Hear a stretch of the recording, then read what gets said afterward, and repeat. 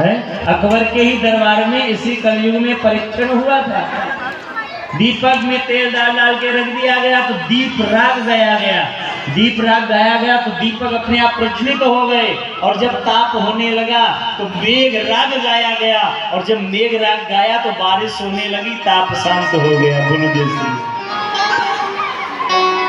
तो रागों से भी बारिश होती है, यही भारत भूमि, इसीलिए यहाँ ही ऐसा हो सकता है। बोलो जय श्री। आजकल हम लोग रागों को छोड़ छोड़ के और दूसरी दुनिया में भाग रहे हैं।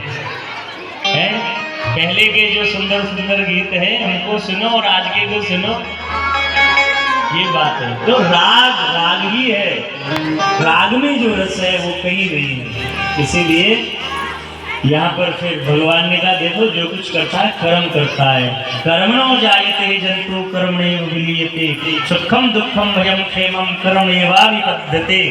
कर्म के कारण ही जीव सुख दुख भोगता है, कर्म के कारण ही जीव अनेक जन्मों में व योनियों में परिणत होता है।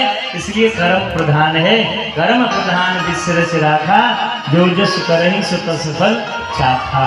तो कर्म प्रधान है। तो हे पिता तुम कर्म करो। किसके लिए? तो भगवान ने कहा मेरे प्रत्यक्ष देव हैं। कौन?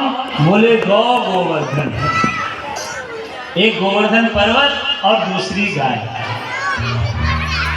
इसलिए इन दोनों के लिए हमें यज्ञ करनी है, गौ गोवर्धन की पूजा करनी है।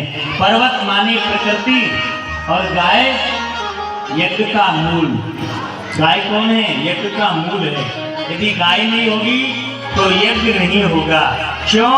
क्योंकि यज्ञ में सात्विक यज्ञ व पवित्र यज्ञ वही है जिस यज्ञ में गाय का गोबर हो, गाय का मूत्र हो, गाय का दूध हो, गाय का ही दही हो और गाय का ही घी हो।